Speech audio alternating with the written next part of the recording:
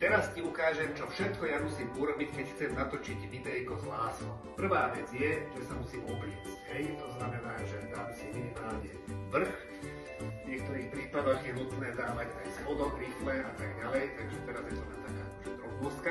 Teraz prichádza najnáročnejšia časť celého a to sú konkrétne že fúzy na lepenie. Najprv prichádza mastix.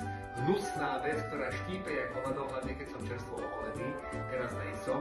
Už som dokonca rozmýšľal nad tým, že by som si nechal naraz vlastné fúzy, aby som toto celé nemusel absolvovať. Lenže nevyzeralo to dobre. Vyzeral som jak Freddie Mercury skrížený s Robom Kazíkom, tak sme sa rozhodli, že profesionálne fúzy Kryoland až z Viedne som si ich musel dohnať. To sa teraz nalepuje. No.